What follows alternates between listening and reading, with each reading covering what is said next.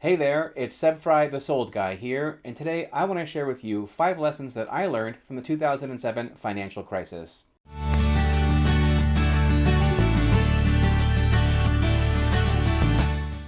With housing prices as high as they are today in California, in many communities they're far higher than they were even back in 2007. A lot of people are wondering, what lessons can we learn from that housing crisis back in 2007? I talked to a lot of homeowners back then who were going through extreme difficulties, and I learned some very important lessons that I want to share with you here today. Number one is, do not buy a home you can't afford.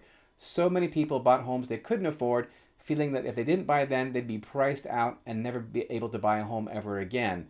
Well, we know that if they'd waited a few years to like 2010, 2011, even 2012, they would have found that homes were a lot more affordable. So don't buy into the hype that if you don't buy now, you'll never be able to buy again. It's very important to make sure that whatever home you buy, it's one that you can afford.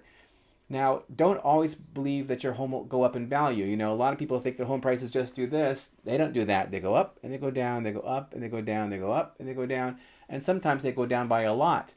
And if they go down by a lot at a time when you find yourself needing to sell, you could be in a bit of a tricky situation. So just understand that home prices don't always go up in value. That's very important to take that into consideration when you're buying a home, which is going to be a long-term commitment.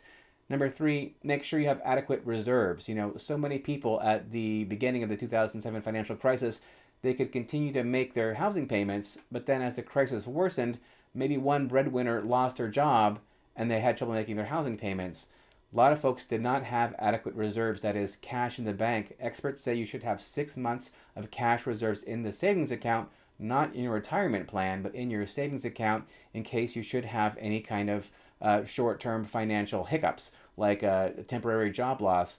A lot of people did not have that, and it ended up costing them their homes in the 2007 financial crisis. So make sure you do have adequate reserves. Next, make sure you have a big, healthy down payment. A lot of people in 2007, they were buying with 100% financing, nothing down. Very few people are buying with nothing down today, but a lot of them are putting down just 3.5% or 5%. If there is a downturn in prices at a time when you need to sell your house, if prices go down by 10%, but you only put down 3.5%, you're going to find yourself in a tricky situation. So make the biggest down payment that you can possibly afford to make. It's also going to make your home a lot more affordable on a month-to-month basis, which means it's going to be easier for you to hold on to that property. And number 5 is buy low and sell high. Of course, that's great financial advice for any kind of investment that you're making. But I find that a lot of people buy homes and they think they'll be able to sell them in 2 or 3 years if something unexpected should arise. Real estate is best held as a long-term investment. I always tell people, when's the best time to buy a house? It's 20 years ago. Because if you look at any 20-year period of time, housing prices are inevitably cheaper 20 years in the past, a lot of times far, far cheaper 20 years in the past. So just plan on buying a home and making it be a long-term investment which you can hold on to, and that will enable you to buy low and sell high. On the flip side, if you did buy your home 20 years ago, or even heck, 7 or 8 years ago, and you're feeling like, wow, the market might be coming to a peak, you may be right. And this certainly is a high market, and take that lesson to heart. Buy low and sell high. If it's a discretionary sale for you, you may consider that this is a great time to sell your house here in 2018. Hey, thanks so much for watching. As always, you can get me on my website at sellforsure.com, or pick up a phone and call me at the number here at the bottom of your screen. Thank you so much. We'll talk to you soon.